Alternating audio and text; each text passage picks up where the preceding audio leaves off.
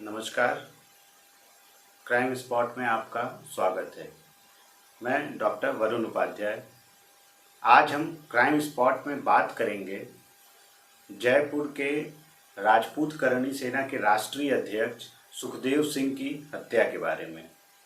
जी हाँ, 5 दिसंबर को राजपूत करणी सेना के राष्ट्रीय अध्यक्ष सुखदेव सिंह की उनके आवास पर 2 शूटरों ने गोली मारकर हत्या कर दी। हालांकि शुरू में तो इन्फॉर्मेशन आ रही थी कि 3 शूटर थे, लेकिन शूटर 2 ही थे, बाकी एक बकरा था जिसको वहां तक पहुंचने के लिए एक माध्यम बनाया गया था। यदि हम करणी सेना के अध्यक्ष के बारे में बात करें तो सुखदेव सिंह की लॉरेंस बिश्नोई गैंग से बहुत पुरानी दुश्मनी थी। सुखदेव सिंह एक गैंगस्टर आनंद पाल सिंह था जिसकी हत्या 2017 में हो गई। उससे बहुत करीबी संबंध थे सुखदेव सिंह के। और जब आनंद पाल सिंह की 2017 में हत्या हुई तो हत्या नहीं हुई बल्कि पुलिस मुठभेड़ में वो मारा गया, क्योंकि वो गैंगस्टर था। तो लगभग 10 से 15 दिन तक राजस्थान में काफ़ी बवाल मचा उसको लेकर, क्योंकि लोगों का आरोप था कि ये एक फर्जी मुठभेड़ है जो पुलिस ने फर्जी मुठभेड़ में मार गिराया है। और वो चाहते थे कि पुलिस वालों पे मुकदमा दर्ज हो फर्जी मुठभेड़ का। इसमें फिर जांच वाँच भी बैठी, लेकिन इसमें जो चेहरा सबसे आगे था वो था सुखदेव सिंह। सुखदेव सिंह फिर बाद में करणी सेना से अलग होकर अपनी एक अलग सी राजपूत करणी सेना का गठन कर खुद राष्ट्रीय अध्यक्ष हुए। और समाज में हो रहे तमाम अपराध, शोषण, आरक्षण के मुद्दे को लेकर ये समय समय पर कुछ न कुछ करते रहे, जिससे कि ये हाईलाइट होते रहे। हालांकि इसके पहले ही आनंद पाल सिंह के मामले में ये बहुत ज़्यादा हाईलाइट हो गए थे।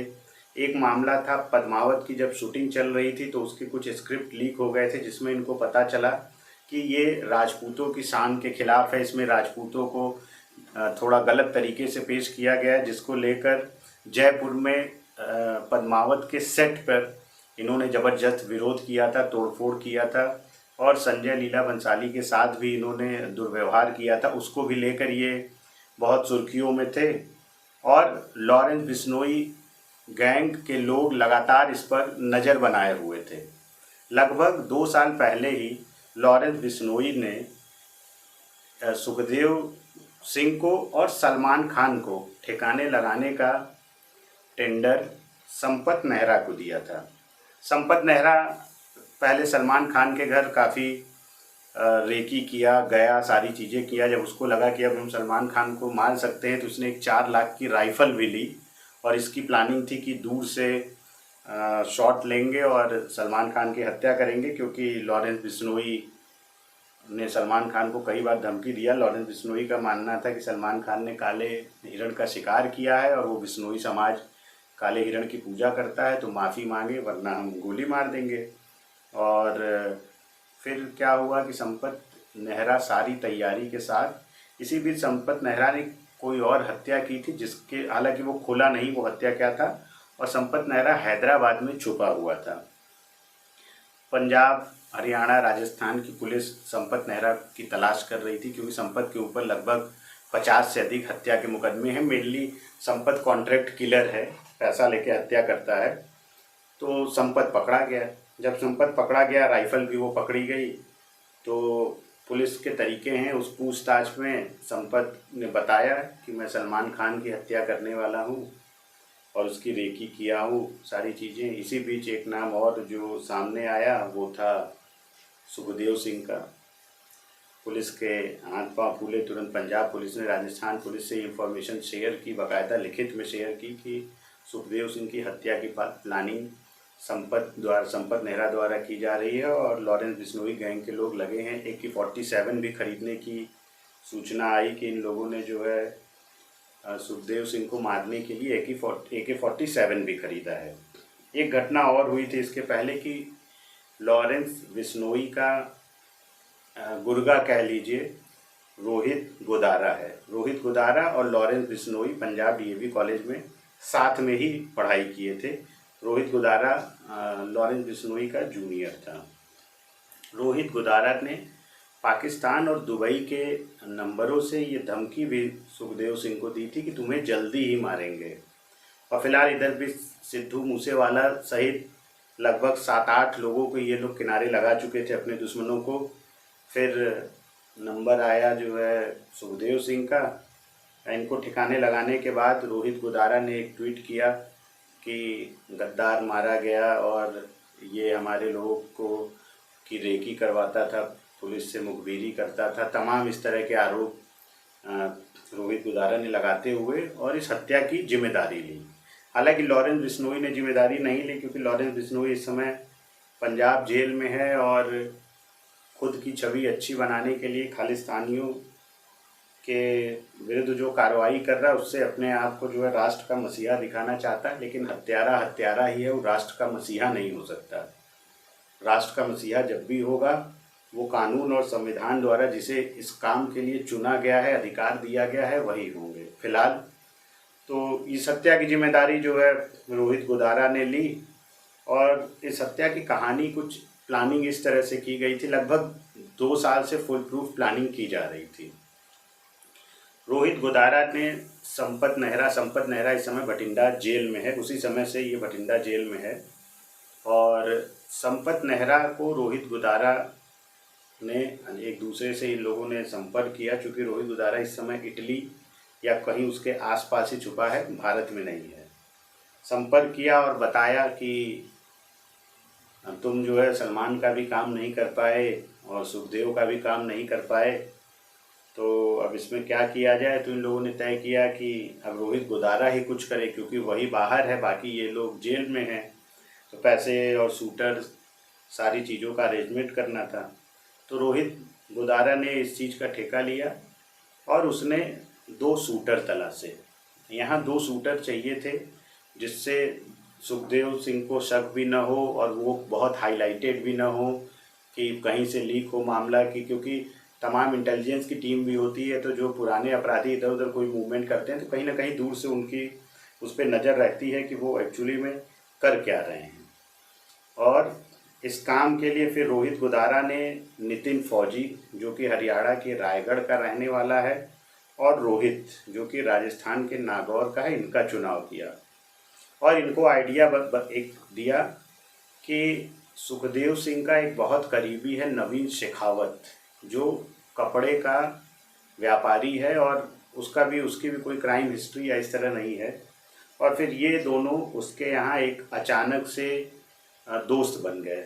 अचानक शॉप पे पहुँचे, सामान खरीदे, फिर 2-4 दिन बाद गए कि हम बगल में रहते हैं और दोस्ती हो गई।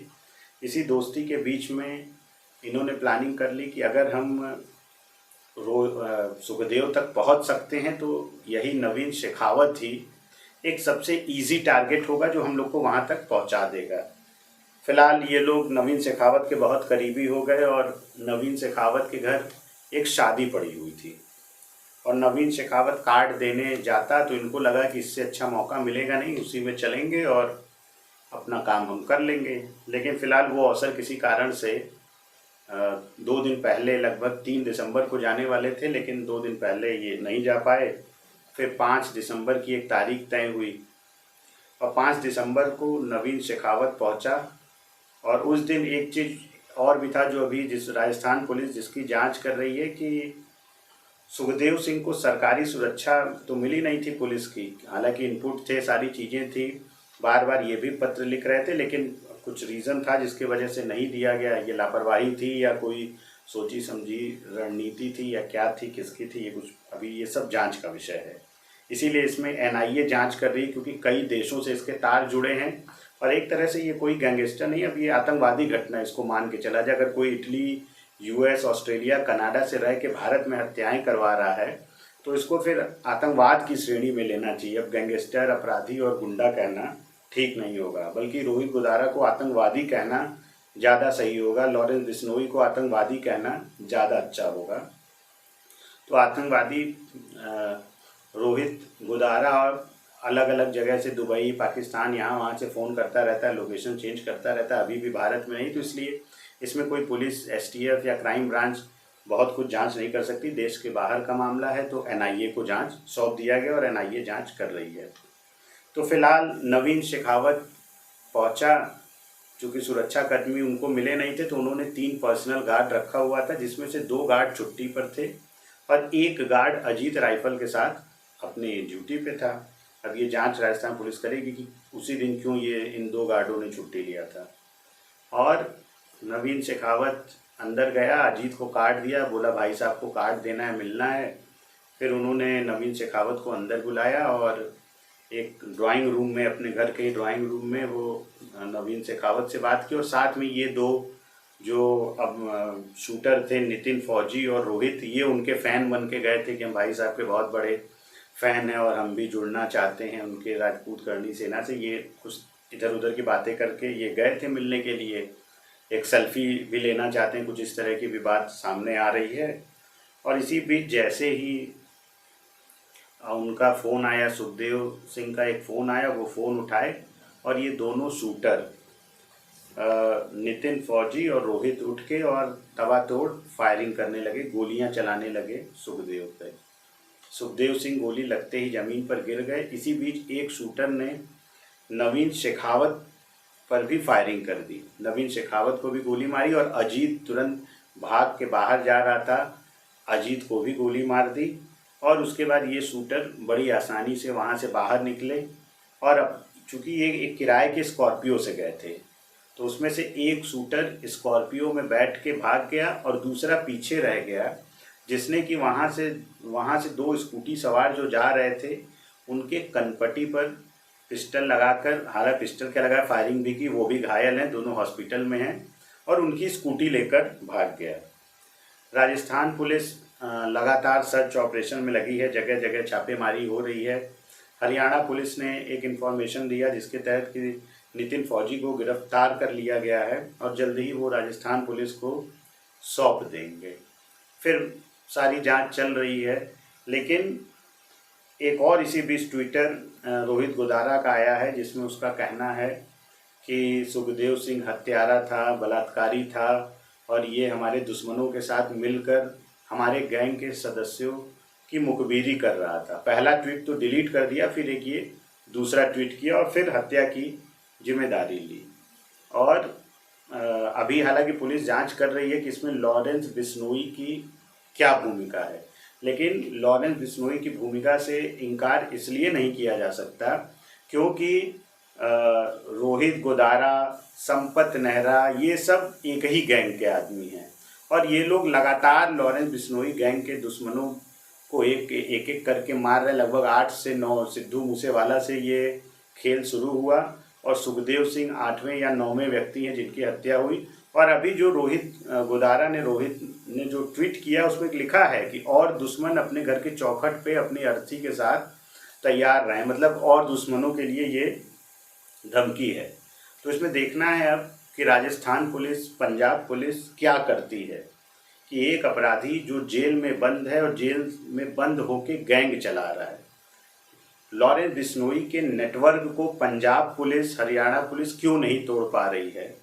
क्यों जेल में उसको इतनी सुविधाएं दी जा रही हैं कि वो जेल में बने रहना चाह रहा है, जेल में रह के हत्याएं करा रहा है? क्या जेल उसके लिए आरामगाह बन गया है या उसने जेल को अपना ऑफिस बना लिया है?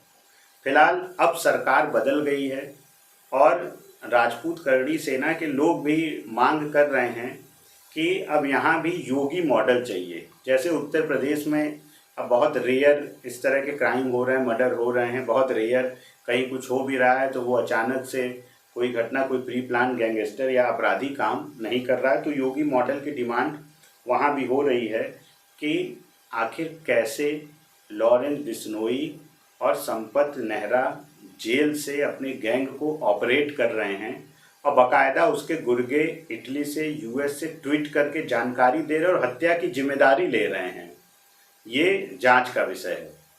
अभी हम आगे आपको नेक्स्ट एपिसोड में लॉरेंस बिश्नोई की डिटेल में उसके सारे क्राइम, उसने जो भी किया है वो बताएंगे, क्योंकि लॉरेंस बिश्नोई का अध्याय थोड़ा बड़ा है।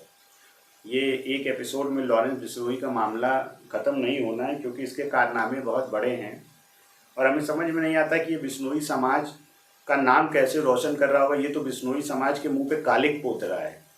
जिस काले हिरण के मामले में ये सलमान खान से कहा कि माफ़ी मांगो क्योंकि बिश्नोई समाज उसकी पूजा करते हैं और अपमान है, तो हमें समझ नहीं आता कि बिश्नोई समाज इस तरह के हत्यारे को कैसे अपना आइडियल बनाएगा।